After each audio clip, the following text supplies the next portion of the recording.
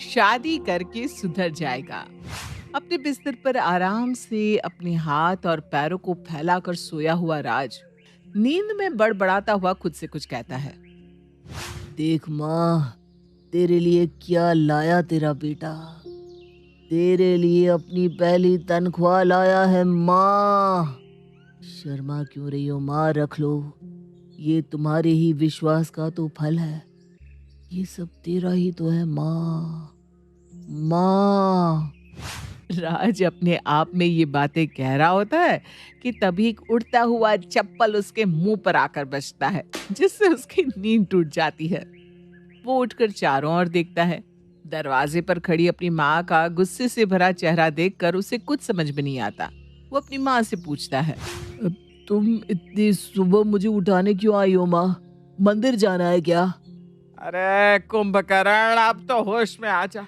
सुबह के 11 बज रहे हैं। दिन भर बस गेंडे की तरह खाता है और सोता है। अब तो बच्चा नहीं रह गया, 26 साल का घोड़ा हो गया है। जरा तो शर्म कर ले। कल को तेरी बीवी आएगी, बच्चे होंगे, उनका खर्चा कैसे चलाएगा? सोचा है कभी? जब वो बच्चा तुझसे खाना मांगेगा तो क्या कहेगा उससे? कैसे पेट भरेगा उसका? क्या मम्मी, तुम भी ना सुबह सुबह बीवी बच्चों की बातें लेकर बैठ गई। कहाँ से आएगी बीवी? कहाँ से होगा बच्चा? जो लड़का फूटी कौड़ी नहीं कमाता उसके पीछे कौन अपनी बेटी देगा? चलो जाओ, अब मुझे ना 2 घंटे और सोने दो। लौट कर इस बारे में बातचीत करते हैं। कैसा नालायक है तू! किसी ने सही कहा है, पत्थर पर सर मारो तो अपना ही सर फूटेगा। गुस्से में मनीषा दरवाजा जोर से बंद कर हॉल में जाकर अपनी फ्रेंड को फोन करती है। अरे क्या कहूँ यार नम्रता, जिंदगी खराब हो गई है। वैसे माफ करना, तुझे सवेरे सवेरे फोन कर दिया। तू अपने घर के कामों में लगी होगी ना। पर ये राज ना खून पी लेता है, क्या करूं? कहीं तो आदमी जी हल्का करेगा ना। कोई बात नहीं मनीषा, बोल क्या हुआ? बड़ी टेंशन में लग रही है। सब ठीक तो है ना? कुछ हुआ है क्या? अरे होने को क्या पड़ी है, वही रोना इसका नौकरी का। एक दिन का भी उठाना नहीं चाहता अपने हाथ से। अब स्वयं नारायण आकर थोड़ी ना तिजोरी में नोटों की गड्डी रखकर चले जाएंगे। ये उठकर कोई काम करना ही नहीं चाहता। मैं तो बोल बोल कर हार गई। बस इतनी सी बात, तो इतना परेशान हो रही है? अरे भाई, ये आजकल हर घर का किस्सा हो गया है। मेरा देवर भी ना बिल्कुल ऐसा ही निकम्मा नकारा था, पर जैसे ही उसकी शादी करवाई बिल्कुल लाइन पर आ गया। अरे पर इससे शादी करेगा कौन? और कल को मान लो कोई लड़की मिल भी गई तो कमाएगा कौन? कहाँ से घर चलेगा? तो मैंने कब कहा कि घर पर बैठने वाली लड़की लेकर आ?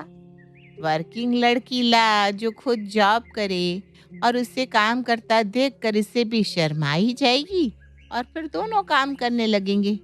फिर क्या घर संभलना, खुद ही संभल जाएगा। अरे वाह, क्या बात कही है तूने नम्रता। ये तो मैंने सोचा ही नहीं था। तो इंतजार किसका? कर दी शादी, सुधर जाएगा। मनीषा को अपनी सहेली का आइडिया बड़ा अच्छा लगता है। वो इस बारे में अपने बेटे से बात करती है। काम तो तू करता नहीं, कम से कम तेरी जान पहचान की कोई लड़की तो होगी ना, जिसकी नौकरी लग गई हो। कोई पसंद है तो बात आगे बढ़ा। क्या मम्मी, मुझे कौन पसंद होगी? कोई भी नहीं है। पढ़ाई नहीं की समझ में आता है, नौकरी नहीं की वो भी समझ लिया मैंने, पर एक ढंग की लड़की तक नहीं ढूंढ पाया तू। भगवान जाने क्यों हमने तुझे कॉलेज भेजा, क्यों ही पैसों में आग लगाई। एक अच्छी कमाने वाली लड़की आ जाती तो कम से कम तेरा खर्चा तो उठा लेती। इस उम्र में मेरी छाती पर मूंग तो नहीं डलता तू। मेरा क्या है, कितने दिन जीऊंगी मैं? फिर मारा मारा फिरेगा तब याद आएगी माँ की बात है। ये क्या कह दिया मम्मी तुमने आज? तुमने ना मेरे अंदर के इंसान को जगा दिया है मम्मी। अब तो मैं लड़की ढूंढ कर ही रहूंगा। और इस बात को पहली बार राज इतना सीरियसली ले लेता है कि मैट्रिमोनियल साइट पर अपना एक नकली प्रोफाइल बनाता है, जिस पर वो खुद को एक कंपनी का मैनेजर दिखाता है। और उसकी प्रोफाइल देखकर स्नेहा उसे कांटेक्ट करती है। इस लड़की ने मुझे मैसेज किया है। 50,000 कमाती है ये। अब तो इस लड़की को हाथ से जाने नहीं दूंगा। अगर इसे बहू बना दिया तो मम्मी की सारी शिकायत खत्म हो जाएगी। राज रोज स्नेहा से बातें करने लग जाता है और स्नेहा भी राज की बातों में दिलचस्पी लेने लगती है। 15 दिन की फोन पर चैटिंग के बाद एक दिन दोनों मिलने का प्लान करते हैं। एक बड़ी सी काले रंग की गाड़ी में स्नेहा रेस्टोरेंट के बाहर आकर उतरती है। क्या बड़ा हाथ मारा है तूने राज। ये लड़की तो हमारे घर की गरीबी ही खत्म कर देगी।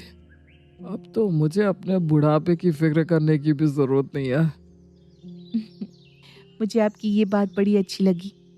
इतनी अच्छी हैसियत के होने के बाद भी इतने मिनिमल रेस्टोरेंट पे मिलने के लिए आपने चुना। ये सादगी मुझे बहुत भा गई। एक लंबी बातचीत के बाद मुझे जैसा लड़का चाहिए था अब बिल्कुल वैसी ही है। मुझे लगता है अब हम इस रिश्ते को आगे बढ़ा सकते हैं। और क्या था, 1 महीने बाद शादी की तारीख निकलती है। स्नेहा और राज की शादी हो जाती है। शादी के बाद लाल जोड़े में स्नेहा बहू बनकर राज के घर आ जाती है। देख लिया मनीषा, कैसे तू हर वक्त मेरे बेटे को कोसती रहती थी। आज देख 50,000 रुपए कमाने वाली बहू को लेकर आया है मेरा बेटा। वैसे बस शादी में कोई अड़चन ना हो इसलिए हमने ज्यादा जांच पड़ताल नहीं की। अब अच्छे से बताओ बहू, कहाँ काम करती हो तुम? मैं तो कोई काम नहीं करती पापा जी। काम तो राज करते हैं, वरना 1 लाख महीने का कमाना कोई छोटी बात थोड़ी ना है। मैंने तो जैसे ही उनकी प्रोफाइल देखी थी मैं फिदा हो गई थी। मैं ना हमेशा से ऐसा ही लड़का चाहती थी जो बहुत अच्छा कमाए और उसके पैसों पर मैं राज करूं। स्नेहा की बातें सुनते ही नम्रता सबसे पहले कोना पकड़ लेती है। आखिरकार बेटे की शादी करने का सुझाव भी तो उसी का था। मनीषा का सर चकराने लगता है। अगर तू कमाती ही नहीं है तो वो सब क्या था? तेरा गाड़ी से आना, वो सब दिखावा। दिखावा ही था मम्मी जी। अब अमीर लड़का पटाना है तो इतना तो करना ही पड़ेगा ना। मेरा ये लहंगा भी ना भाड़े का है। राज जी जरा 10,000 दीजिए ना। 2 घंटे बाद दुकान वाले इसे लेने आएंगे। लहंगे का रेट ही है ये। अब आपके घर की बहू की कोई बेइज्जती करे आपको बर्दाश्त थोड़ी ना होगा। आफ्टर ऑल आप इतनी बड़ी कंपनी के मैनेजर जो हैं। मम्मी ये क्या हो गया? ये मेरी शेरवानी तो खुद भाड़े की है। मुझे तो लगा था स्नेहा तुम 50,000 कमाती हो। तुम्हें बीवी बनाने के लिए तो इतना खर्चा किया हमने। अब ये सब खर्चा कौन भरेगा? मैंने तुझे कहा था मैं पुराने बक्से से निकाल कर साड़ी पहन लूंगी, पर तुझे ही इतना दिखावा करना था। मतलब तुम भी मेरी तरह निकम्मे ही हो? हे भगवान, इतना ड्रामा करने का क्या ही फायदा हुआ। खैर, टेंशन लेकर क्या होगा। मम्मी जी आप मेरे लिए ना स्वादिष्ट नाश्ता बना दीजिए, मैं कमरे में जा रही हूँ। ये तो बिल्कुल मेरी ही कॉपी आ गई मम्मी। अच्छा बना ही रही हो तो मेरे लिए भी कुछ बना देना। मैं भी एक नींद ले ही लेता हूँ। ये लड़का, अब तो मुझे कुछ करना ही पड़ेगा। शाम के वक्त दोनों मियाँ बीवी आराम से अंगड़ाइयाँ लेते हुए उठते हैं और पैर फैलाकर टीवी देखने लगते हैं। एक दिन तेरा पति इस टीवी के अंदर आएगा, देखना स्नेहा। और पिक्चर की हीरोइन आपकी बीवी होगी राज, देख लेना। करना धरना कुछ नहीं दोनों निकम्मों को। बात दुनिया भर की करवा लो इनसे। टीवी बंद करो, खर्चा कैसे चलेगा इसकी फिक्र है नहीं, और टीवी का बिजली का बिल अलग बढ़ा रहे हो।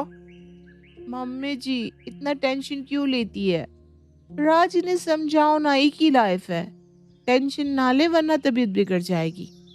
अब टेंशन मत लीजिए मम्मी जी। जैसे हम दोनों ने एक दूसरे को फंसाया था वैसे ही किसी नए आदमी को मुर्गा बनाकर पैसे कमा ही लेंगे। मनीषा के पास निकम्मा राज क्या कम था जो अब निकम्मी स्नेहा भी आ गई थी। और अगली सुबह 11 बजे तक दोनों आराम से घोड़े बेचकर सोते रहते हैं, मानो तिजोरी में उनके लिए पुश्तैनी धन रखा हो। बेफिक्रों की तरह बिस्तर पर पड़े हुए नए युगल जोड़े पर एक बाल्टी पानी मारकर मनीषा उन्हें जगाती हुई कहती है, उठो उठो, सपने से बाहर आ जाइए महाराजा महारानी जी। मैंने खर्च निकालने का उपाय ढूंढ लिया है। देख लिया स्नेहा, मुझे पता था मम्मी कुछ ना कुछ इंतजाम कर ही लेगी। वैसे क्या उपाय निकाला है मम्मी तुमने? और तुम्हारे हाथ में ये इतने बड़े बड़े बैग क्यों हैं? हमें हनीमून पर भेज रही हो ना तुम?